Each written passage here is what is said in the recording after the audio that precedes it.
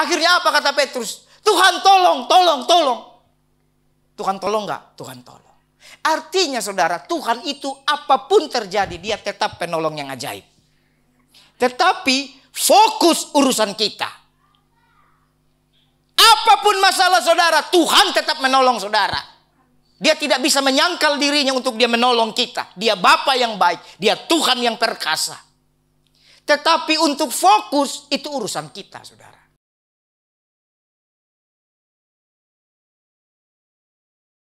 Our Father in Thank heaven, you, Lord, in the name of Jesus. help me please for today. Bless our family. Amen.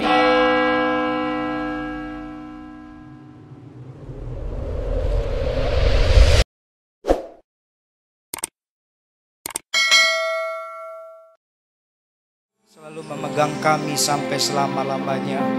Engkau Tuhan yang selalu menggendong kami sampai masa tua kami. Engkau tetap Tuhan yang setia menggendong kami. Terima kasih Tuhan, terima kasih buat kehadiran-Mu di tengah-tengah kami dalam ibadah pagi hari ini. Dan sebentar kami akan duduk dan merenungkan firman-Mu. Biarlah firman-Mu menjadi makanan, menjadi berkat bagi kami semua. Tutup bungkus kami dengan kuat kuasa darah-Mu. Urapi kami semua, urapi juga hamba-Mu ya Tuhan, untuk bisa menyampaikan hanya kebenaran-Mu saja. Di dalam nama Tuhan Yesus. Haleluya. Amin, amin. Baik, salam Bapak Ibu Saudara yang dikasih Tuhan. Haleluya. Baik saudara, mari saudara buka Alkitab saudara. Dalam 2 Raja-Raja pasal yang ke-6. Saya akan melanjutkan khotbah yang kemarin terputus. 2 Raja-Raja pasal 6. Ayat yang ke-8 sampai ayat yang selanjutnya. Hari ini kita akan baca lengkap ya, supaya saudara dapat poinnya. Hari ini saya kembalikan berikan tema tentang doa melihat yang tak terlihat. Amin. Kalau kemarin kita bahas part pertama, sekarang kita lanjutkan bagian yang kedua.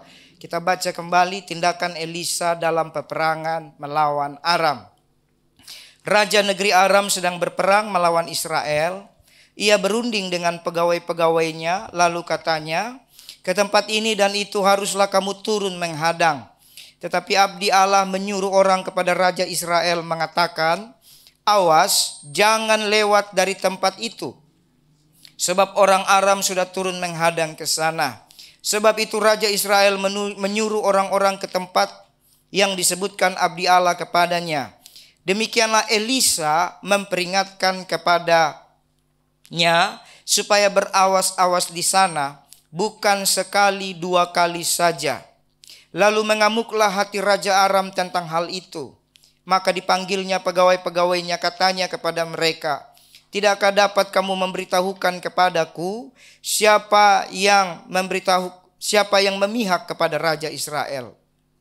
Tetapi berkatalah salah seorang pegawainya, tidak tuanku Raja, melainkan Elisa, nabi yang di Israel. Dialah yang memberitahukan kepada Raja Israel tentang perkataan yang diucapkan oleh tuanku di kamar tidurmu. Berkatalah Raja, pergilah melihat kemana dia, supaya aku menyuruh orang menangkap dia. Lalu diberitahukanlah kepadanya, dia ada di Dotan. Maka dikirimnyalah ke sana kuda serta kereta dan tentara yang besar. Sampailah mereka pada waktu malam, lalu mengepung kota itu. Ketika pelayan abdi Allah bangun pagi-pagi dan pergi keluar, maka tampaklah suatu tentara dengan kuda dan kereta ada di sekeliling kota itu. Lalu berkatalah bujangnya itu kepadanya, celaka tuanku, apakah yang akan kita perbuat? Jawabnya, jangan takut, sebab lebih banyak yang menyertai kita daripada yang menyertai mereka. Lalu berdoalah Elisa, ya Tuhan, bukalah kiranya matanya supaya ia melihat. Maka Tuhan membuka mata bujang itu sehingga ia melihat. Tampaklah gunung itu penuh dengan kuda dan kereta berapi sekeliling Elisa. Ketika orang-orang Aram itu turun mendatangi dia, berdoalah Elisa kepada Tuhan, butakanlah kiranya mata orang-orang itu. Maka dibutakannya lah mata mereka sesuai dengan doa Elisa. Kemudian berkatalah Elisa kepada mereka, bukan ini jalannya dan bukan ini kotanya. Ikutlah aku, maka aku akan mengantarkan kamu kepada orang yang kamu cari. Lalu diantarkannya mereka ke Samaria. Segera sesudah mereka sampai ke Samaria, berkatalah Elisa, "Ya Tuhan, bukalah mata orang-orang ini supaya mereka melihat." Lalu Tuhan membuka mata mereka sehingga mereka melihat dan heran. Mereka ada di tengah-tengah Samaria. Lalu bertanyalah Raja Israel kepada Elisa, "Tak kalah melihat mereka, kubunuhkah mereka, Bapak?" Tetapi jawabnya, "Jangan. Biasakah kau bunuh yang kau lawan dengan pedangmu dan dengan panahmu? Tetapi hidangkanlah makanan dan minuman di depan mereka, supaya mereka makan dan minum, lalu pulang kepada tuan mereka. Disediakannyalah bagi mereka jamuan yang besar, maka makan dan minumlah mereka. Sesudah itu dibiarkannya mereka pulang kepada tuan mereka. Sejak itu tidak ada lagi gerombolan-gerombolan Aram memasuki negeri Israel." Amin, Bapak Ibu. Ini satu kisah yang luar biasa bagaimana ternyata Nabi Elisa Tuhan urapi, Tuhan pakai menjadi perlindungan untuk satu bangsa. Ini luar biasa. Nah, tolong next. Cepat. Ya, baik. Kemarin saya sudah sampaikan kepada saudara ada dua jenis kehidupan di dunia ini ya. Yang pertama adalah kehidupan yang terlihat, ya. Kehidupan yang terlihat ini saudara, inilah yang, ini cepat-cepat ya. Ya, kehidupan yang terlihat secara mata jasmani ini adalah satu keadaan manusia yang kita bisa lihat, kita bisa raba, kita bisa rasakan secara jasmani. Ya, ini keadaan yang alami, sudah terbentuk dan dipengaruhi hukum dosa. Saudara perhatikan baik. Apa yang saudara lihat hari ini itu terbentuk oleh hukum dosa. Katakan amin. Jadi apa yang saudara lihat hari ini itu sudah dipengaruhi oleh hukum dosa. Makanya saudara pasti akan takut ya. Kita lihat dalam suasana ini Bapak Ibu, kekhawatiran manusia bertumbuh karena kehidupan daging dan fakta yang menguasai pikiran jiwa manusia. Ada ayatnya, kemarin ini saya sudah sampaikan. Jadi ini kita baca saja. Roma 8 ayat 7-8. Sebab keinginan daging adalah perseteruan terhadap Allah, karena ia tidak takluk kepada hukum Allah. Hal ini memang tidak mungkin baginya. Mereka yang hidup oleh daging tidak mungkin berkenan kepada Allah. Jadi karena keadaan yang kita lihat ini dipengaruhi hukum dosa, waktu kita hanya memikirkan daging, kita tidak akan berkenan kepada Tuhan. Ya. Dalam kekristenan kita masih hidup dalam daging, tetapi tidak boleh dikuasai oleh daging. Ini beda. Ya, kalau saudara tidak hidup dalam daging berarti saudara hidup dalam roh. Berarti saudara sudah mati ya. Ya. Kita masih dalam daging, tapi kita harus dikuasai bukan oleh hukum dosa.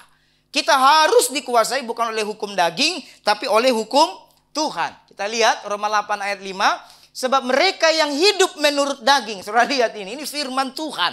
Siapa di sini yang percaya bahwa firman Tuhan ya dan amin? Kalau firman Tuhan ya dan amin, ya sudah. Tidak boleh ada lagi sangkal-sangkal karena firman Tuhan ya dan amin. Dalam ayat Roma 8 ayat 5 dikatakan, mereka yang hidup dari daging memikirkan apa? Hal-hal yang dari daging. Tetapi mereka yang hidup dari roh memikirkan hal-hal yang dari roh. Ini saudara, ketahuan. Kalau yang kita hidup hanya melihat yang bisa kelihatan, itu kita terjebak dalam hukum daging. Sehingga pikiran kita ya daging. Makanya ada duit sedikit, kapan jalan-jalan. Itu ya. Ada duit sedikit, kapan happy-happy. Ya. Kalau daging begitu. Coba saudara lihat orang di luar sana. Kalau saudara nonton media sosial kan semuanya puji Tuhan. Bukan puji Tuhan ya. Itulah pakai istilah mereka syukur. Tadinya saya naik sepeda. Tapi dalam 3 bulan jualan AAAA. Sekarang sudah pakai mobil rodanya 8 kan gitu. Kira-kira begitu ya. Nah, jadi kalau hidup dari daging, saudara, yang kita pikirkan daging, ya. Kemudian yang kedua, ini saya tidak bahas dalam lagi ya, ini part pertama kemarin. Kemudian ada kehidupan yang tidak terlihat. Nah, ini keren, saudara. Kehidupan yang tidak terlihat secara mata jasmani adalah keadaan atau suasana yang tidak kita dapat lihat, tidak dapat diraba secara jasmani, tetapi dapat dirasakan. Nah, ini saudara. Kita nggak bisa lihat, kita nggak bisa raba, tapi dapat kita rasakan. Dan dapat kita mengerti yang sesungguhnya mengatur dan mengendalikan hidup manusia. Ini keadaan supranatural yang dibentuk oleh Tuhan. Jadi kalau daging dibentuk oleh dosa, tapi kehidupan yang tidak terlihat dalam Kristus itu dibentuk oleh Tuhan sendiri. Ya, di sinilah kehidupan roh bertumbuh. Ya, iman, pengharapan, kasih menjadi hidup. Jadi kehidupan roh itu bertumbuh saat saudara mulai percaya bahwa ada kehidupan yang tidak terlihat yang Tuhan sedang bangun. Kalau saudara hanya melihat yang terlihat, saudara, kehidupan roh tidak bertumbuh. Kita lihat ayatnya, Yohanes 6 ayat 63. Rohlah yang memberi hidup, daging sama sekali tidak berguna. Perkataan-perkataan yang kukatakan kepadamu adalah roh dan hidup. Firman yang keluar dari mulut Allah, yang hari ini kita bisa nikmati dalam Alkitab, sehingga hamba-hamba Tuhan bisa berkhotbah, itu adalah perkataan Tuhan yang memberikan hidup. Amin. Jadi bukan yang menghidupkan kita itu bukan makan minum setiap hari, saudara. Itu orang tidak percaya juga lakukan. Tapi firman Tuhan. Itu sebabnya Yesus waktu dia mulai pelayanan, dalam Matius pasal 4, saudara baca ayat 1 sampai 13, pencobaan di padang gurun. Iblis mulai mencoba Yesus dengan apa, saudara? Orang lagi lapar, habis puasa 40 hari, kebutuhan terbesar orang lapar apa, saudara? Makan. Makan, saudara. Jadi iblis tahu loh, kalau saudara hanya pikirkan daging, iblis tahu. Jadi iblis sodorkan apa sama Yesus? Jika engkau anak Allah, ubahlah batu ini menjadi roti. Tahu dia. Karena dagingnya Yesus itu memang sudah lemah. 40 hari, 40 malam tidak makan, dagingnya sudah lemah. Dia butuh makan. Makanya iblis coba itu dulu. Tapi Tuhan Yesus, dia hidup oleh roh. Amin. Dia berikan satu teladan bagi kita. Yesus bukan sekedar thinking. Kalau kita kan dikit-dikit thinkingnya. Tuhan Yesus berikan satu pemahaman yang hebat. Manusia hidup bukan dari roti saja, tapi dari setiap firman Allah yang keluar dari mulut Allah. Amin. Nah ini luar biasa. Inilah kehidupan yang tak terlihat. Secara penelitian, saudara, tidak ada orang bisa puasa 40 hari 40 malam. Tidak ada. Di Alkitab, saudara, hanya Yesus dan Musa. Ya. Kalau 40 hari banyak. Saya sering puasa 40 hari, saudara. Dulu awal-awal saya bertumbuh terus. Setiap tahun saya pasti puasa 40 hari. Tapi tidak 40 malam. Beda ya. Jadi nanti sore sekitar jam 5:30, jam 6 sore saya buka puasa. Nah, buka puasanya sebentar. Jadi tidak ada balas dendam di situ. Orang biasa kan, saudara-saudara kita buka puasa kadang-kadang balas dendam ya. Kalau saudara sedang mau bersekutu dengan Tuhan, tidak, saudara. Paling bukanya itu 1 jam, 5:30 sampai paling lama jam 7 puasa lagi, saudara. Puasa lagi terus sampai besok. Selama 40 hari. Tapi tidak 40 malam. Ya, saya belum pernah. Di Alkitab hanya 40 hari 40 malam itu perjanjian lama Musa. Jadi dia dinaungi oleh satu kuasa ilahi. Sehingga ketika Musa di gunung Tuhan, saudara, kekuatan Tuhanlah yang memampukan dia untuk bisa berpuasa. Makanya turun dari gunung itu mukanya bercahaya. Begitu juga dengan Tuhan Yesus. Ketika Tuhan Yesus berpuasa, saudara, 40 hari 40 malam itu di padang gurun, saudara. Puasanya bukan di mall, bukan di puncak, ya, bukan di hutan. Orang kan suka puasa di puncak kan dingin ya. Jadi kalau di puncak itu kan rasa lapar tergantikan dengan suasana yang sejuk kan gitu. Ini padang gurun panas, saudara. Saudara, saya mau beritahu kalau puasa, orang kalau baru belajar puasa yang paling susah dilawan itu bukan lapar. Yang paling susah itu haus. Jadi padang gurun itu panas. Jadi saudara, Tuhan Yesus puasa di padang gurun itu tempat yang panas, saudara. Tapi Tuhan bisa lewati itu karena memang dia hidup oleh kuasa ilahi. Amin. Nah, jadi kita lihat lagi ayatnya. Roh yang memberi hidup, sebab daging sama sekali tidak berguna. Roma 1 ayat 17. Sebab di dalamnya, yaitu di dalam Injil, nyata kebenaran Allah yang bertolak dari iman dan memimpin kepada iman. Seperti ada tertulis, orang benar akan hidup oleh iman. Jadi ini dua kehidupan, saudara. Satu yang kelihatan, satu yang tak terlihat. Hari-hari ini kita perlu menyadari, saudara, bahwa yang tak terlihat ini juga ada dua hal. Ada setan dan ada Tuhan, saudara. kemarin hari Jumat saya bersama beberapa orang teman-teman pengusaha di Jakarta, mereka minta tolong saya melihat satu gedung. Karena mereka merindukan untuk beli gedung perkantoran. Jadi sudah tektokan, sudah janjian. Jadi habis pelayanan saudara, selesai dari pelayanan kita melihat gedung itu saudara. Karena menurut mereka harganya bagus, lebih murah. Di Jakarta kan mahal ya gedung itu. Nilainya M 2 digit, tahu 2 digit? Itu belasan miliar, puluhan miliar. Itu 2 digit istilahnya ya. Jadi begitu kita lihat, jadi ini harganya lebih murah. Begitu sampai saudara, tiba-tiba Tuhan taruh di hati. Wah ini tempat, terserah sih kalau mau beli. Tapi Tuhan kasih tahu sesuatu yang tidak bisa dilihat secara kasat mata saudara. Nah ternyata mereka juga bawa ahli arsitektur. Mereka bawa itu ahli arsitektur. Jadi pengusaha ini orang yang bijak juga. Selain dia bawa hamba Tuhan, pendeta, dia bawa juga ahli arsitektur. Saya juga bingung gimana ngomongnya, ini bawa ahlinya. Ternyata cair saudara, puji Tuhan ngobrol baik-baik. Ahli arsitektur yang bilang, aduh ini mah berat juga. Wah, ahli ahli bangunan ya. Arsitek saja bilang ini berat. Menurut dia karena ini. Tapi saya duluan yang ngomong, saya bilang wah ini kayaknya begini. Singkat cerita Bapak Ibu, akhirnya saya kasih tahu, nanti Bapak Ibu keliling-keliling lagi, doa-doa lagi. Kalau ada damai sejahtera di hati baru kita doakan. Toh kalau banyak setan bagaimanapun, kalau itu gedung sudah milik kita, tinggal diusir setannya. Amin. Beda kalau kita sewa, ini beda. Kalau sewa kan yang punya hak, yang punya otoritas. Tapi kalau itu kita sudah beli, kita boleh usir setannya. Aman itu, nggak usah takut. Ada ada Tuhan Yesus. Saya bilang begitu. Tapi masalahnya kita harus tahu. Karena dia bawa ahli bangunan memberitahukan perincian-perincian. Nanti biaya akan besar, nanti begini kan ada biaya renovasi. Nah ini dia. Jadi arsitek saja dia melihat yang tak terlihat saudara. Betul nggak? Tapi versi dia. Berarti benar kita ini sekarang harus hidup baik-baik dengan Tuhan. Supaya kita bisa melihat mana yang kita bisa jalani biasa dan mana yang kita butuh tuntunan ilahi. Amin. Saya kemarin sampaikan sama saudara, kalau saudara tiap hari lihat rekening, sukacita apa stres? Sukacita apa stres kalau tiap hari lihat rekening? Stres. Karena masuknya nggak tahu kapan, keluarnya tiap hari. Kan gitu kan? Atau ada yang masuk terus nggak keluar-keluar?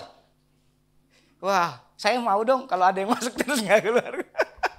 Yang ada saudara, masuknya sebulan sekali ya. Keluarnya tiap hari kan. Makanya saya sering sampaikan ini supaya saudara agak gembira sedikit kan. Kadang-kadang lagu rohani kita itu ditentukan oleh keadaan hidup kita kan. Nah, makanya kita pilih lagu-lagu rohani yang sepertinya mewakili perasaan kita.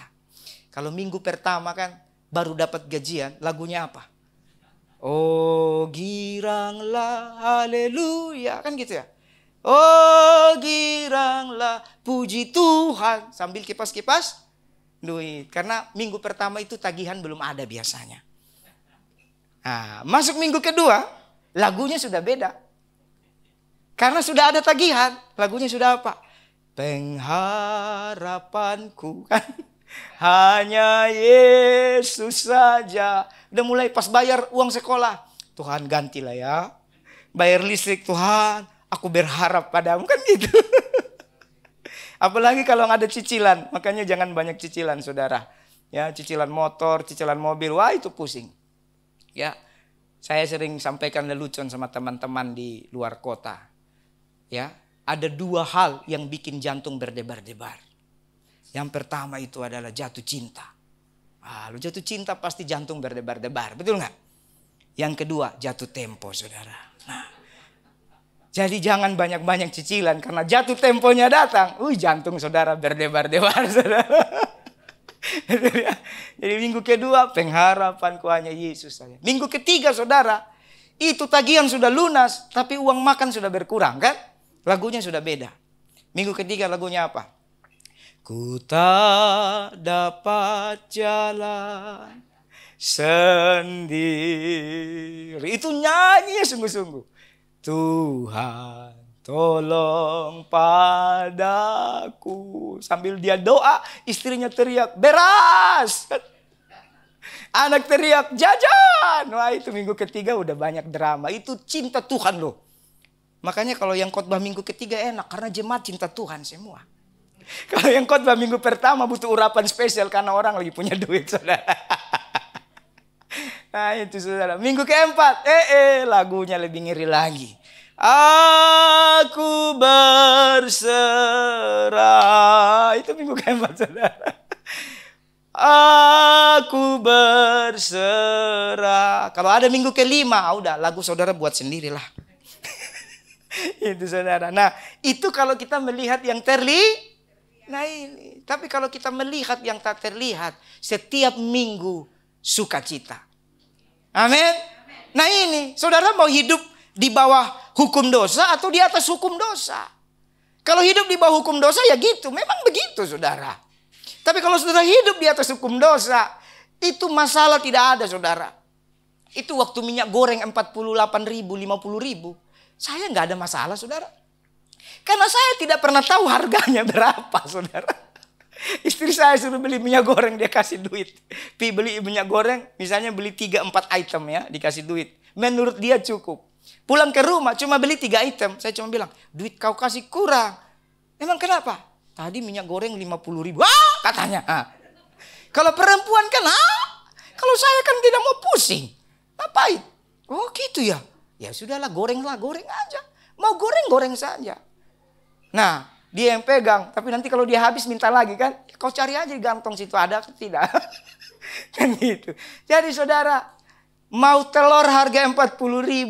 Minyak goreng segala macam. Sekarang dolar sudah tembus 15.000 ya. Udah tembus lebih ya. Tidak ada urusan saudara. Tuhan itu kalau memberkati kita, dia berkati. Amin. Tapi yang penting saudara melihat yang kelihatan atau melihat yang Tuhan katakan. Ada firman Tuhan, ada lagu-lagu ya lagu bagus itu. Ku hidup karena percaya, betul ya? Bukan karena melihat. Kau menjawab dengan cara yang heran. Tahu lagunya? Ku letakkan imanku seturut kehendak-Mu. Kau berdaulat atas hidupku. Nggak tahu lagunya ya? Waduh. Sekalipun pohon ara tak menghasilkan. Sekalipun tak ada yang dapat disimpan. Amin. Namun hatiku percaya kau tetap Allah di hidupku. Ku mau tetap bernyanyi. Ku memilih memuji-Mu. Hanya Tuhanlah perlindunganku. Tidak tahu ya? Nah makanya subscribe dong ya YouTube-nya Rema. Ada yang nyanyinya itu. Itu lagunya Rema Theo saudara. Ya, jadi saudara sekalipun tidak ada apa-apa. Kalau kita percaya Tuhan berdaulat atas hidup kita. Dia yang atur semua. Nah ini. Baik next. Jadi saudara jangan terlalu pusing hidup yang melihat dan tak terlihat ini. Nah ini kemarin kita sudah bahas bagaimana kehidupan Elisa. Ternyata Elisa itu seorang pendoa penjaga. Ini saya tidak bahas lagi ya, kemarin sudah bahas. Yang kedua, bagaimana kehidupan Elisa adalah selalu fokus dan menguatkan hati sama Tuhan. Ini perlu saudara. Ya, kadang penyakit kita orang Kristen ini atau hamba-hamba Tuhan, pelayan Tuhan, jemaat. Penyakitnya ini enggak fokus saudara. Ketika dia melihat yang kelihatan fokusnya hilang. Petrus saudara. Petrus itu di Alkitab satu-satunya manusia selain Yesus yang bisa jalan di atas air. Betul nggak? Tapi itu terjadi waktu dia fokus. Kalau engkau Tuhan, suruhlah aku ke sana. Mari. Petrus jalan. Hebat nggak? Hebat nggak saudara? Itu waktu fokus. Dia waktu fokus, dia waktu kuatkan hatinya sama Tuhan. Tapi tiba-tiba saudara, fakta datang. Tahu fakta? Dia mulai merasakan angin. Nah, dia mulai melihat, wah aku jalan di atas gelombang. Ketika yang dilihat dan dirasa itu mulai menguasai, tenggelam dia. Ketika yang dilihat dan dirasa itu mulai menguasai, tenggelam saudara. Akhirnya apa kata Petrus? Tuhan tolong, tolong, tolong. Tuhan tolong enggak? Tuhan tolong. Artinya saudara, Tuhan itu apapun terjadi, dia tetap penolong yang ajaib. Tetapi fokus urusan kita. Apapun masalah saudara, Tuhan tetap menolong saudara. Dia tidak bisa menyangkal dirinya untuk dia menolong kita. Dia Bapa yang baik, dia Tuhan yang perkasa. Tetapi untuk fokus, itu urusan kita saudara. Amin. Petrus bisa jalan di atas air waktu dia fokus. Tapi begitu dia mulai merasakan dia ada di atas gelombang. Gelombang itu, waduh saudara, waktu saya naik kapal ke Mentawai, itu gelombang yang ngeri saudara. Itu gelombangnya lewat atas kapal. Lebih tinggi dari kapal saudara. Itu doa bahasa roh terus, segala macam semua berdoa sesuai agama masing-masing di situ saudara. Begitu mulai rasa angin, fokusnya Petrus goyang. Kadang-kadang kita seperti itu saudara.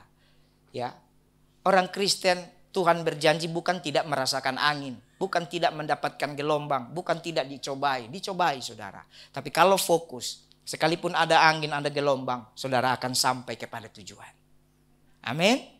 Kalau saudara fokus, saudara akan sampai kepada tujuan. Saya lagi mikir waktu saya naik kapal itu, bayangkan kalau itu kan kapalnya belah ombak saudara, ombaknya ngeri. Bayangkan kalau kapalnya menyerah. Kaptennya bilang, aduh ini gelombang terlalu ngeri. Lebih baik kita berhenti saja, mesin dimatikan. Di tengah ombak mesin dimatikan, apa yang terjadi? Kapal itu akan hancur dan tidak sampai tujuan. Dan kita semua mati tenggelam di dalam laut. Ada banyak orang kekristenannya mati. Karena apa? Dia tidak fokus dan menguatkan hati sama Tuhan. Tapi dia hanya melihat dan merasakan apa yang sedang dialami. Itu yang membuat akhirnya apa juga saudara? Orang kehilangan visi, orang kehilangan misi, tidak jelas arahnya. Rumah tangga kehilangan visi, rumah tangga kehilangan misi. Rumah tangga kalau tidak ada visi misi bahaya juga saudara. Masalah sedikit berantam. Karena yang dipikir, yang diperdebatkan sesuatu yang dilihat dan dirasa. Saudara, kami hamba-hamba Tuhan ini, kalau kami tidak punya visi baik-baik dengan Tuhan, tiap hari berantam. Karena yang kami lihat, ya kenyataannya seperti itu. Tapi puji Tuhan, sekalipun kenyataannya seperti itu, banyak drama, tapi kita tidak berjalan di atas itu. Amin. Kita fokus dan menguatkan hati sama Tuhan. Aman. Next. Tar, sebelum next kembali ke sini. Kenapa perlu menguatkan hati? Ini saya tambahan sedikit ya. 1 Petrus 5 ayat 8 ini penting. Ini ayat bagus. Kita baca bersama. 1, 2 ya. Sadarlah. Kita baca bersama. 1, 2 ya. Sadarlah dan berjaga-jagalah, lawan musuh iblis berjalan keliling sama seperti singa yang mengaum-ngaum dan mencari orang yang dapat ditelannya. Nih saudara, setan itu semangat dia doa keliling loh. Setan itu semangat dia keliling, betul nggak? Keliling dia keliling cari orang yang dapat dia makan. Jadi saudara, lewat ayat ini kita menyadari tidak ada itu namanya setan baik dan setan tidak baik. Tidak ada itu namanya setan mengganggu dan tidak mengganggu. Betul nggak? Namanya setan ya setan. Mungkin dia lagi tidak mengganggu karena saudara kasih sesajen. Jadi dia aman. Waktu dia mengganggu ya mungkin bosnya, tuannya lagi tidak kasih sesajen. Makanya dia mengganggu. Tapi ayat ini mengajarkan kita setan itu kerjanya keliling. Mencari mangsa. Jadi kalau setan keliling lalu kita cuma kerjanya duduk santai-santai di rumah kopi pisang goreng. Wah, hati-hati loh.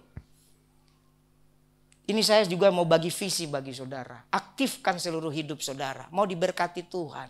Mau saudara berjalan di atas gelombang. Fokus dan kuatkan hati Tuhan. Hati saudara kepada Tuhan. Itu saudara juga harus terus aktif. Setan saja aktif loh cari mangsa. Masa kita tidak mau aktif cari jiwa? Halo? Halo? Setan itu cari mangsa. Kita yang sudah tahu kebenaran juga harus cari jiwa baik-baik supaya mereka diselamatkan. Kalau enggak saudara, setan makan mereka habis. Setan makan mereka habis saudara, kasihan.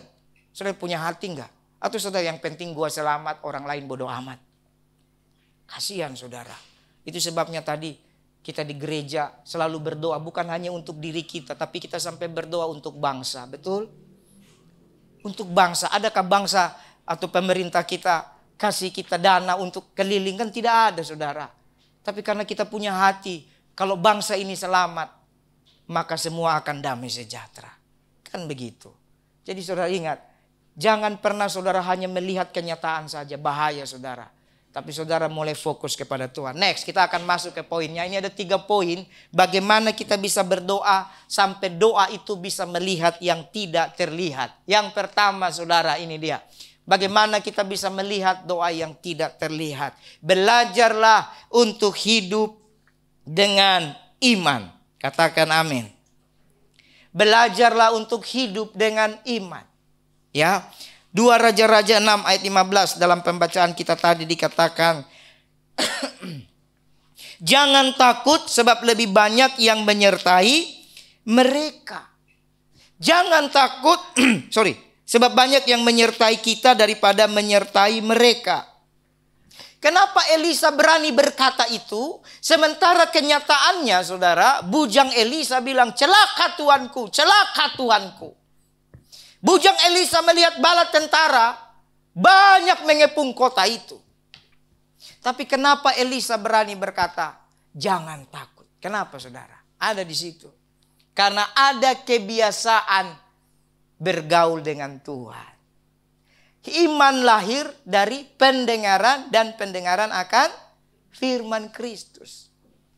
Kebiasaan artinya ada satu korban saudara membangun. Memberikan waktu untuk membiasakan.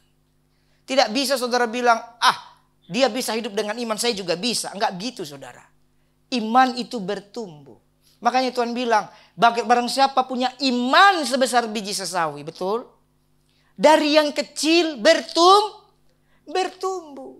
Kalau saudara mau memberikan waktu, membiasakan diri bergaul dengan Tuhan, baru bisa ada hidup dengan iman. Kita lihat Yesus kasih teladan. Ini ada ayat bagus saudara. Dalam Lukas 22 ayat 39. Ya. Lalu pergilah Yesus keluar kota dan sebagaimana biasa. Halo? Coba saudara lihat. Lalu pergilah Yesus keluar kota dan sebagaimana biasa. Tuhan Yesus biasa berdoa. Iman tidak lahir tiba-tiba. Saudara mau hidup dengan iman, biasakan kehidupan bergaul dengan Tuhan. Sekarang begini, saudara yang kerja tiap hari sudah pasti sudah terprogram ya tanpa sadar. Bangun jam berapa itu nggak pakai alarm, otomatis kan? Terus habis bangun ngapain dulu, itu sudah terprogram loh. Kenapa? Sudah bertahun-tahun terbiasa. Saya kasih contoh, saya seringkali harus terbuang waktu gara-gara pulang. Saya biasa pulang rumah ini kan pelayanan lewat Tomang ya, danau. Depan gereja, terus danau. Danau terus Villa Tomang ya. Ternyata sudah 1 tahun terakhir ini, gerbang Tomang itu jam 11 ditutup. Dulu sempat jam 10 malam ditutup itu gerbangnya. Jadi harus lewat Kota Bumi, Nagrak situ. Nah lalu ada warga demo bilang jam 10 terlalu cepat, jam 11. Nah kan ada di grup RT ya. Lalu saudara saya sering karena sudah terprogram kan. Nanti sudah sampai, ya saya pulang jam 12, jam 1 malam misalnya. Ya sudah tutup, putar lagi kan. Nah ini saudara. Jadi kalau sudah terbiasa, sepertinya sudah enak. Begitu juga ketika saudara terbiasa berdoa, bergaul dengan Tuhan, jadi enak loh. Amin. Kenapa doa tidak enak? Karena tidak terbiasa. Nah, kita lihat. Setelah tiba di tempat itu ia berkata kepada mereka, berdoalah supaya kamu jangan jatuh ke dalam pencobaan. Dan doa ini benar-benar saudara. Saudara mau hidup dengan iman, belajarlah berdoa. Ya. Kemarin dalam khotbah saya sampaikan doa itu saudara seperti satu investasi. Kalau saudara pernah saudara dihubungi agen asuransi? Atau ada agen asuransi di sini? Pernah atau nggak pernah? Nah, atau pernah dengar-dengar? Nggak pernah juga? Wah, sungguh terlalu. Jadi biasanya saudara, agen asuransi itu akan menyampaikan hal-hal yang positif. Dan satu poin mereka itu selalu bilang gini, Bapak mumpung usia masih muda, lebih bagus. Semakin muda Bapak ikut asuransi, semakin bagus. Betul ya? Ternyata agen asuransi itu berarti dia tahu firman saudara. Waktu saudara mulai belajar berdoa dari muda, itu saudara sedang menginvestasikan sesuatu dalam hadirat Tuhan. Orang yang berdoa waktu muda, dia sedang menabung loh. Waktu saudara berdoa sesuatu, memang saudara tidak butuh saat itu saudara sedang menabung. Saya kasih kepada saudara satu contoh. Saya kasih satu kesaksian. Waktu entah Pak Gembala masih ingat atau tidak. Dulu sekali kami pernah diundang untuk berdoa dalam pernikahan di JW Marriott. Nah, sebelum JW Marriott dibom. Waktu itu Pak John, Pak Thompson, Pak Yakobus dan saya. Waktu itu kita semua belum ada kendaraan. Kita pinjam mobil saudara Yopi, Karimun kotak warna emas itu. Saya ingat saudara. Tahu Pak Yakobus pasti ingat ya. Pergi. Nah masalahnya waktu itu saudara, Pak John ini selalu saking cintanya sama kita, dia pikir kita ini sama dengan dia. Jadi dia lupa. Jadi undangan sudah diberitahu beberapa hari sebelumnya, tapi beliau beritahu saya hari itu, hari Sabtu. Dia kasih tahu, Bud, nanti kita sore sama Pak Thompson, sama Yakobus kita ke pesta. Orang yang kita doain itu orang itu dulu di Gajah Mada, dia punya ruko.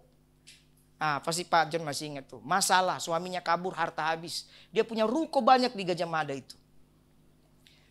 Dan kita pernah doa berapa bulan sebelumnya, singkat cerita doa itu dijawab Tuhan.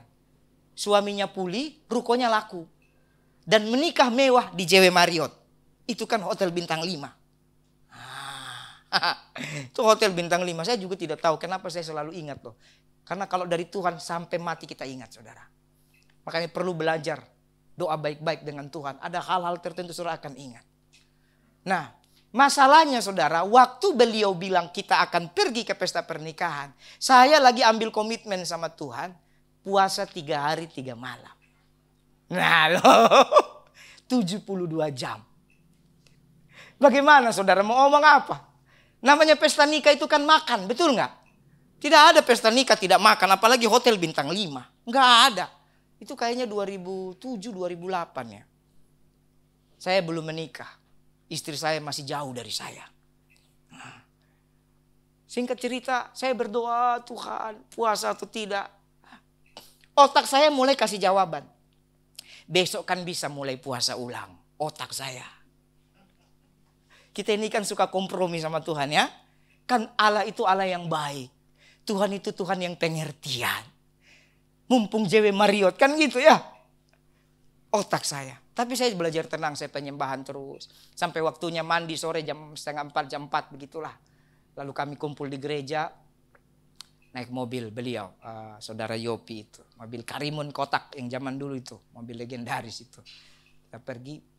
Di mobil masih ngobrol-ngobrol bercanda. Dari 3 orang ini, Pak John, Pak Thompson, dan Pak Yakobus, saya berasa hanya Pak John yang memahami. Begitu mulai sampai di sana, di dalam perjalanan, tiba-tiba, kan saya doa sungguh-sungguh, di dalam mobil itu udah begitu nyampe di JW Marriott, Tuhan taruh di hati saya. Saya dengar suara, benar ini. Keputusan di tanganmu. Jadi suara Tuhan itu tidak harus yang ngeri-ngeri, tidak harus yang kayak wih, bunyi petir. Enggak saudara, biasa saja. Karena saya lagi belajar bergaul dengan dia. Dia Bapa yang baik, dia berbicara sesuai dengan apa yang saya mau. Apa yang saya bisa. Di hati kesan cuma satu, suara Tuhan cuma satu. Keputusan di tanganmu. Begitu dia bilang keputusan di tanganmu, saya mau menangis. Cuma kan malu sama saudara-saudara kita ini. Oh Tuhan, ini berat amat. Akhirnya saya ambil keputusan begitu turun dari mobil. Saya tetap puasa. Bayangkan. Diundang di pernikahan tapi tetap puasa. Lalu mulai Pak John berdoa. Kita berdoa di acara pernikahan itu. Selesai. Makan kan. Itu makannya saudara.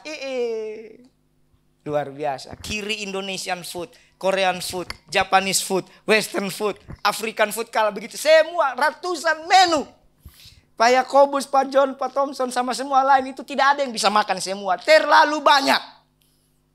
Terlalu banyak. Belum lagi zaman itu kan semua pada jaim. Semua kan pada malu-malu. Itu kesempatan perbaikan gizi itu. Wah.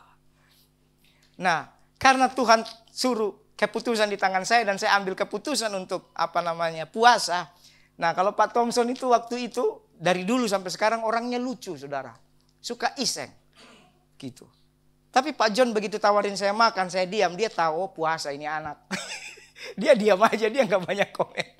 Pak Thompson, dia makan di muka kita, saudara. Dia kerjain betul, lucu sekali. Wah, dia makan.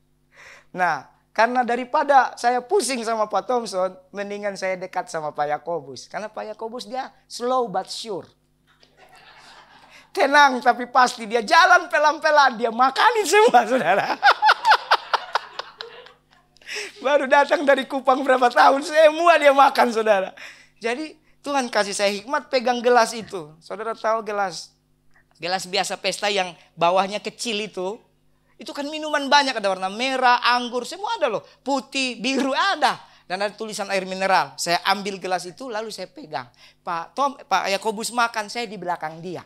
Supaya kalau ketemu orang, Pak nggak makan. Oh iya sebentar, pura-pura saya minum itu air. Padahal saya puasa. Dan Pak Yakobus merasa aman. Dia makan ada bodyguard mendampingi. Itu keren, betul saudara. Ini saya ingat, ini benaran. Gitu. Lalu tiba-tiba lagi itu kan makan bisa sejam lebih ya. Tiba-tiba mungkin sudah makan ini, sorry ya Pak Yakobus bercanda saja ya. Mungkin sudah makan berapa menu. Lalu di hati saya, ini benar saudara. Ini saya mau ajar saudara mau ikut doa atau tidak. Tuhan seperti bicara lagi. Sekarang minta yang kau mau. Benaran saudara. Sekarang minta yang kau mau minta. Saat itu dengan pegang gelas itu air mata saya cuma bilang, Tuhan berkati pernikahan ini. Saya mau nanti waktu saya menikah, saya bisa kasih makan orang. Sekalipun tidak semewah ini. Saya mau menikah, ada damai sejahtera, ada mujizat, ada berkat Tuhan. Dan rumah tangga saya diberkati Tuhan. Engkau yang bertanggung jawab. Itu yang saya minta saat itu. Tahu gitu gue minta banyak loh. Tahu gitu gue minta mobil 5, rumah 6, gereja gedung 10. Tapi memang Tuhan yang tahu. Kadang permintaan kita itu memang lahir sesuai dengan doa kita. Jadi bukan karena kita nggak mengerti, nggak sesuai dengan apa yang di hati kita. Salomo waktu dekat dengan Tuhan, Tuhan bilang minta apa yang kau mau. Aku tidak minta apa-apa Tuhan. Berikan aku hikmat untuk memimpin bangsa ini. Karena itu yang lahir dari hatinya. Tapi Tuhan memahami. Waktu dekat dengan Tuhan, Tuhan tahu Salomo juga butuh yang lain-lain. Selain diberikan berkat untuk memimpin bangsa, Tuhan bilang aku juga akan memberikan kekayaan bagimu. Amin. Saudara jangan anggap remeh. Waktu itu saudara selesai, mereka makan dengan kenyang. Sampai di mobil semuanya. Kan gitu kan. Dan saya tidak makan saudara. Pikiran saya menyesal juga. Aduh sayang amat. Itu rasanya sushi kayak apa tidak tahu. Rasanya steak kayak apa tidak tahu. Cuma lihat doang. Itu harga yang dibayar Bapak Ibu. Itu harga. Dan saya lanjut puasa. Selesai dengan sukacita semua damai. Kami pulang saudara. Saya masih lanjut puasa sampai hari Selasa. Jadi dari Sabtu, Minggu, Senin, Selasa sore baru saya buka. Itu lapar saudara. Dan itu berapa tahun sebelum saya menikah. Saya tidak tahu. Setelah saya puasa. Biasa saja kan. Saya tidak dapat jawaban doa saya. 1 tahun tidak dapat. Tapi saudara tahu tahun 2011. Sekitar 4-5 tahun kemudian akhirnya saya menikah. Disitulah saya melihat saudara. Doa itu adalah investasi kekal. Hari ini saudara berdoa saudara tidak butuh. Tapi Tuhan tahu kapan saudara butuh yang saudara doakan. Pada waktunya dia akan berikan buat saudara. Amin. 2011 dengan banyak drama. Mertua saya di belakang. Sebelumnya 2010 kita lamar ada drama ditolak bla bla bla. 2011 mujizat datang. Tuhan datang berbicara kepada mertua. Lalu kami menikah dengan uang hanya 130.000. Tidak mungkin saudara. Tapi saya bisa menikah tanpa utang 1 rupiah pun. Keren habis. Bisa bulan madu di Bali 9 hari men. Orang kaya nih. 9 hari ayo. Saya tantang anak-anak muda yang belum menikah. Pecahkan rekor saya. Sanggup gak pakai duit sendiri? Pakai duit sendiri gak sanggup saudara. Tapi karena Tuhan yang buat saudara. Luar biasa. Itu dimulai bukan doa pas mau menikah baru berdoa. Tuhan seminggu lagi menikah. Tuhan bagaimana ini? Gaun pengantin belum ada. Sepatu belum ada. Mobil belum ada. Boleh silakan. Tapi saya mau beritahu saudara. Waktu saudara duduk di kaki Tuhan belajar bangun kebiasaan. Itu sedang melatih saudara hidup dengan iman. Sekalipun hari ini doa saudara sepertinya. Ngapain ya aku doa begitu? Tapi pada waktunya Tuhan tahu doa itu akan digenapi. Karena sesungguhnya ketika saudara bergaul dalam hadirat Tuhan. Tidak ada doa yang tidak dijawab Tuhan. Waktu saudara ada dalam hadirat Tuhan baik-baik. Tidak ada doa yang tidak dijawab Tuhan. Makanya Alkitab bilang dalam Yakobus 5 ayat 17. Doa orang benar bila dengan yakin didoakan. Sangat besar kuasanya. Bagaimana caranya? Doa itu sangat besar kuasanya. Jadilah orang yang benar dulu. Doa orang benar berarti orangnya benar. Amin. Selain orangnya benar, apalagi doanya benar. Bagaimana doa yang benar? Biarkan waktu kamu dalam hadirat Tuhan, bukan masalahmu yang berubah, tapi hadirat Tuhan merubah engkau. Itu doanya benar. Banyak orang kutip ayat itu, tapi orang yang berdoa tidak benar dan doanya tidak benar. Ini salah saudara. Gimana mau merasakan doa sangat besar kuasanya? Doa itu pribadinya harus benar. Bagaimana caranya pribadi harus benar? Firman Tuhan bilang apa ikut. Amin. Kita bersyukur pandemi ini akan selesai berakhir. Amin. Kita doa terus akan selesai berakhir. Tapi habis pandemi ada masalah lagi nggak di depan? Ada. Kita nggak tahu karena Alkitab bilang akhir zaman. Selain pemulihan, segala sesuatu memang akan digoncangkan. Memang akan digoncangkan. Kalau saudara berdoa hanya supaya keluar dari masalah, nanti saudara masalah terus. Tapi kalau pribadi saudara dalam hadirat Tuhan diubah oleh Roh Kudus, masalah mau datang kayak apapun tidak masalah. Tapi kalau saudara hanya pengen, aduh Tuhan capek akulah Tuhan. Masa gini terus Tuhan? Capek aku Tuhan, tolonglah Tuhan. Itu sebabnya kenapa Yesus tidak merespon waktu iblis berkata, ubah batu itu jadi roti. Karena kalau mengubah batu jadi roti artinya masalah yang berubah. Halo? Kalau hanya masalah yang berubah, besok masalah lagi. Berarti saudara akan berdoa, ubah lagi Tuhan masalahnya. Enak kali. Dan tidak ada satu pertumbuhan iman. Tapi Tuhan bilang, masalah tidak perlu diubah. Batu tidak perlu dirubah jadi roti. Tapi yang perlu dirubah apa? Kita. Dalam hadirat Tuhan berdoalah sampai pribadimu berubah. Kalau pribadimu berubah, mau batu kayak mau apa kayak di depan mata, tidak apa-apa. Tuhan yang tolong saudara. Amin. Bilang temannya dulu, kau mau berubah enggak? Nah kita lihat, jadi Yesus sendiri membangun kebiasaan bergaul dengan Tuhan loh. Dia bangun saudara. Saya setiap hari memang membangun kebiasaan tidak gampang. Sampai hari ini saya terus belajar berjuang.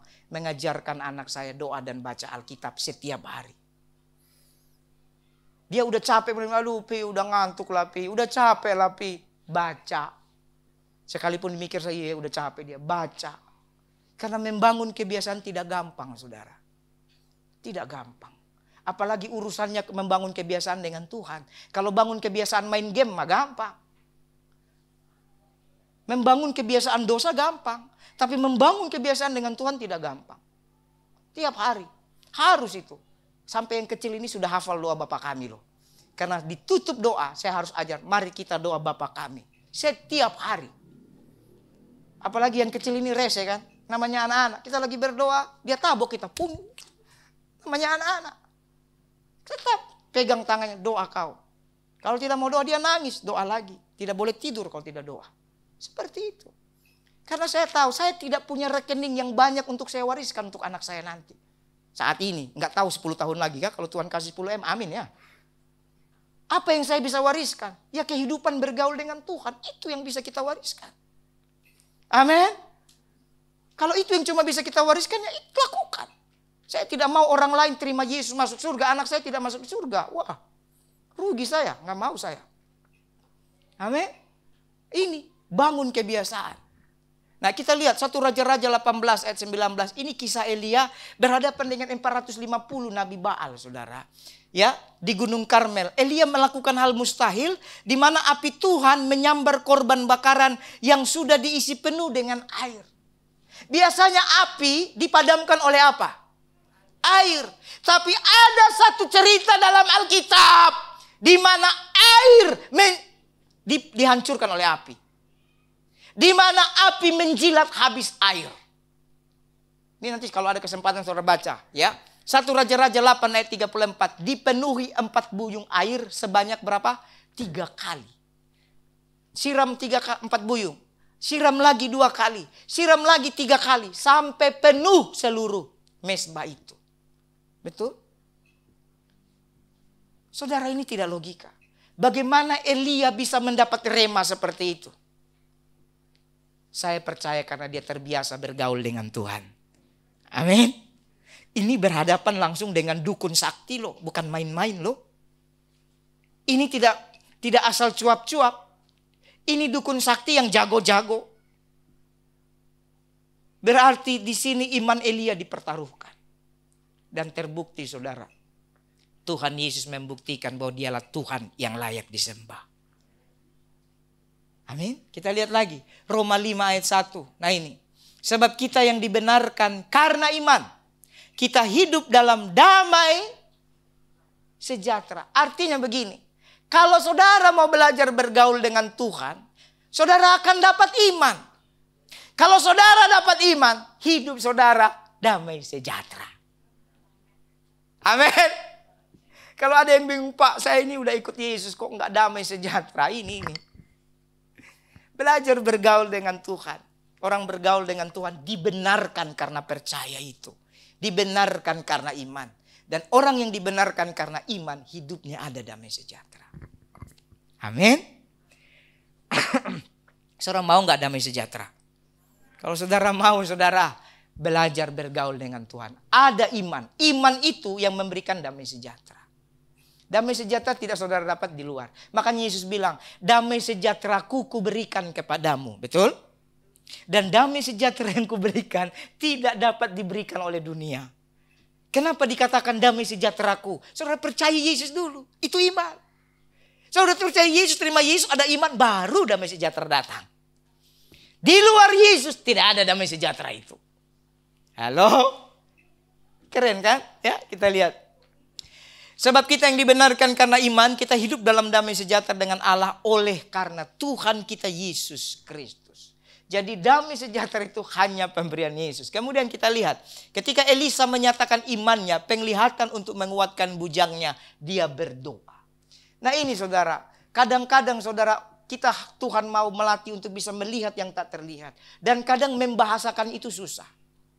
Saya baru pulang dari Cilacap kemarin saudara, minggu lalu.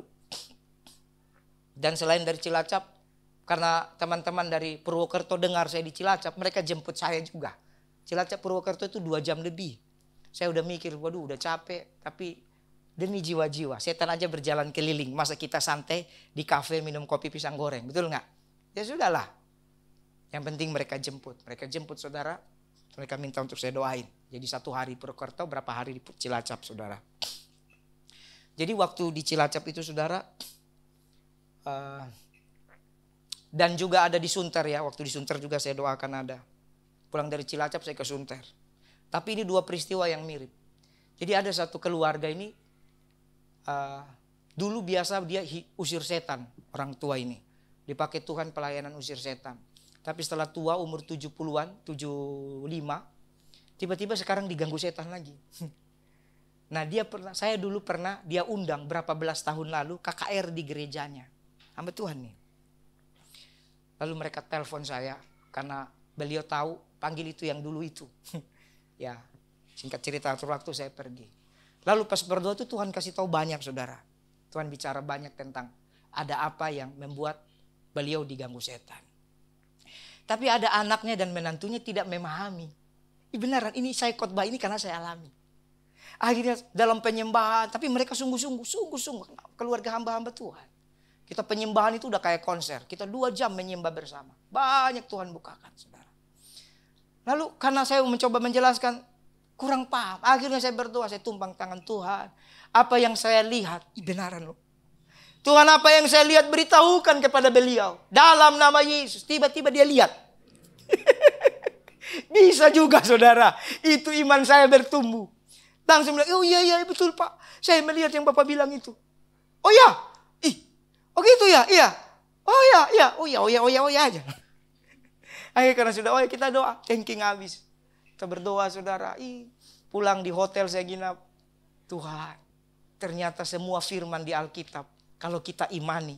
Akan terjadi dalam hidup kita. Dalam zaman kita. Amin. Sekarang gimana cara membahasakan kepada mereka yang tidak melihat? Gak bisa.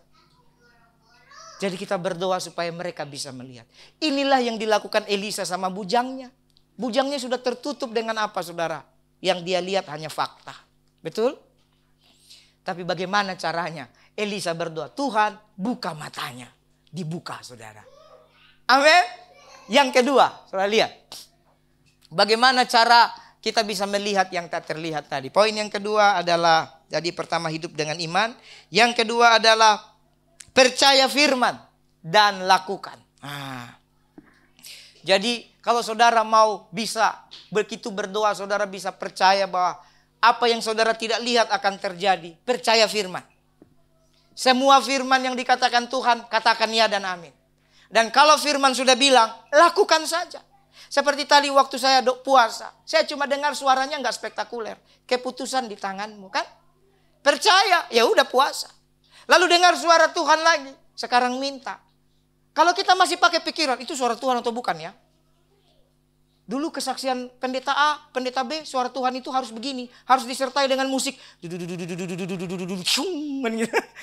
Kok ini kayaknya bukan. Nggak bisa saudara. Firman Tuhan bilang apa saudara percaya, lakukan. Tuhan yang akan bertanggung jawab. Amin. Nah ini kita lihat ayatnya. 1 Raja-Raja ayat 18. Kisah Elia berdoa agar turun hujan. Ini keren loh. Ya. Kisah Elia berdoa agar turun hujan. Dan bujangnya bisa melihat awan juga. Kan 7 kali disuruh naik. Ada kau lihat? Tidak ada. Sampai kali ke-7 ada kulihat awan sebesar telapak tangan. Kecil itu saudara. Kecil itu sebesar telapak tangan. Tapi ketika percaya bahwa itu suara Tuhan, lakukan meskipun naik gunung itu capek.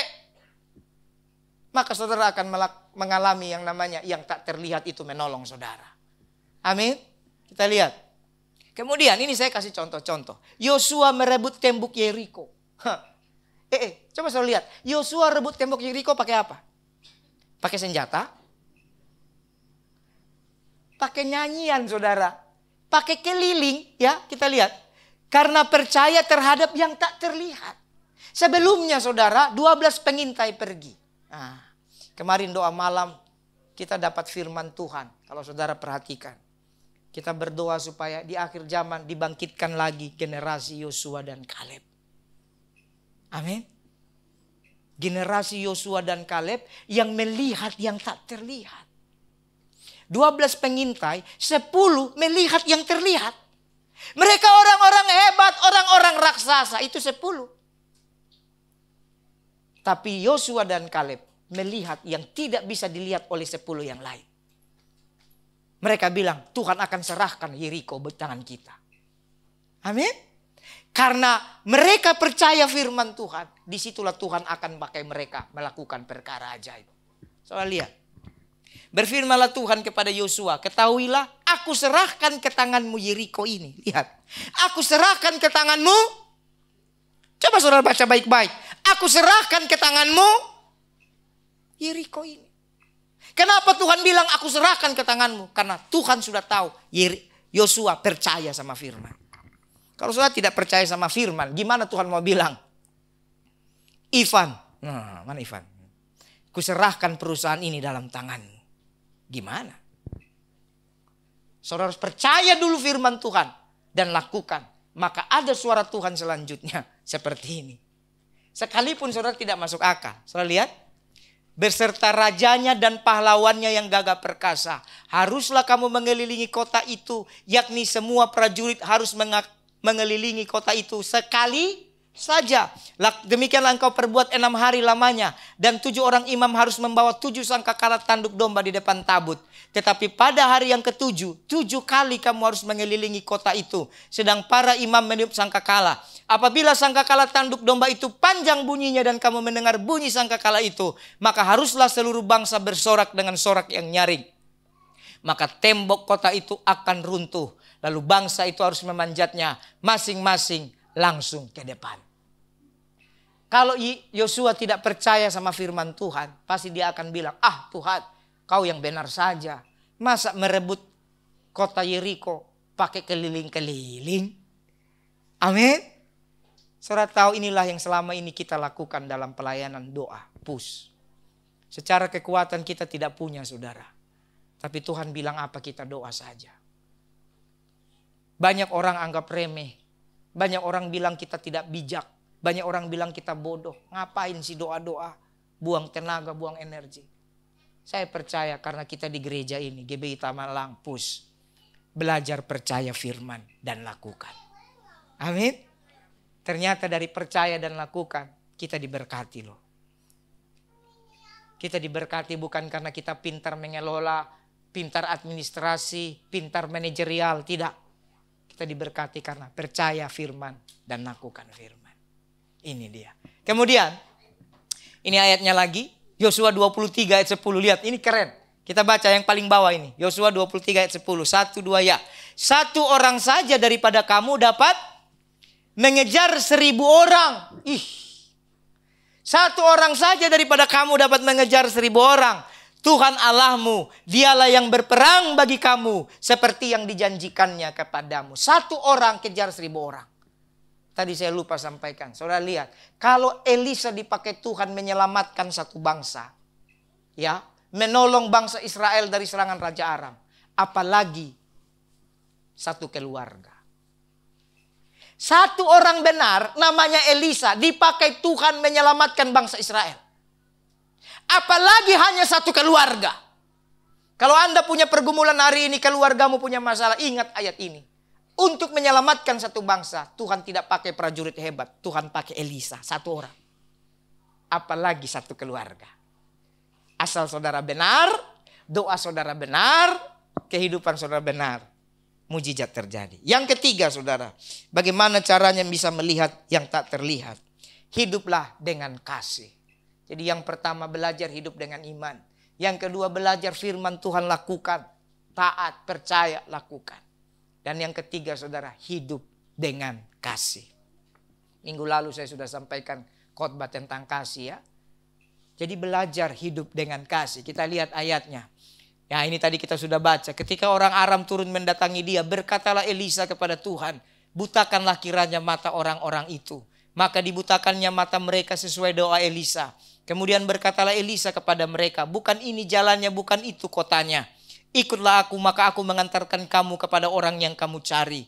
Lalu berdoalah Elisa, ya Tuhan, bukalah mata orang ini supaya mereka melihat. Lalu Tuhan membuka mata mereka sehingga mereka melihat dan heran. Mereka ada di tengah-tengah Samaria. Saudara lihat betapa ajaibnya orang hidup dengan kasih. Ini kan suasana bangsa Aram lagi mau perang. Tapi orang hidup dengan kasih diberikan Tuhan hikmat. Hikmat itu lahir seiring dengan kehidupan kasih saudara. Karena hikmat itu tuh memberi jalan keluar selama-lamanya. Hikmat lebih tinggi dari pintar loh. Amin. Saudara lihat, tadi kita sudah baca. Sejak saat itu tidak ada lagi gerombolan Aram menyerang Israel. Padahal Elisa, Raja Israel sudah punya kuasa untuk membunuh mereka. Tapi karena hidup dengan kasih. Amin. Hikmat lahir. Raja Israel bilang, kubunuhkah mereka Bapak? Apa kata Elisa? Biasakah kau bunuh tawananmu dengan pedangmu dan dengan panahmu? Tapi hidangkanlah makanan. Hidangkan makanan di hadapan musuh. Makanya Mazmur Daud ya bilang, dia menghidangkan makanan di hadapan musuh-musuhku. Ini juga saudara, keren loh. Hidangkan makanan. Saudara tahu, dibutakan mata penjahat itu, orang-orang Aram, tahu-tahu sampai ke Samaria. Kalau saudara bisa lihat peta di belakang Alkitab saudara, kalau yang bawa Alkitab, sekarang ini kan kayaknya semua nggak bawa Alkitab, bawanya Alkitab. Alkitab itu handphone kan. Kalau saudara buka, itu Samaria dengan negeri Israel itu kurang lebih 20 kiloan. Jauh itu saudara. Jalan kaki berkilo-kilo itu setengah hari. Tahu-tahu mereka sudah ada di Samaria. Padahal pikirannya tadi mau kejar di Dotan. Tahu-tahu sudah ada di Samaria. Luar biasa. Bingung mereka. Orang yang bisa melihat yang tak terlihat. Bukan hanya punya kuasa, saudara, untuk mendapatkan berkat dari Tuhan. Tapi dia bisa punya kuasa untuk menutup jalan-jalan setan. Amin. Menutup jalan-jalan setan. Nah, ini saya akan tutup khotbah dengan satu kesaksian. Saya minta tolong.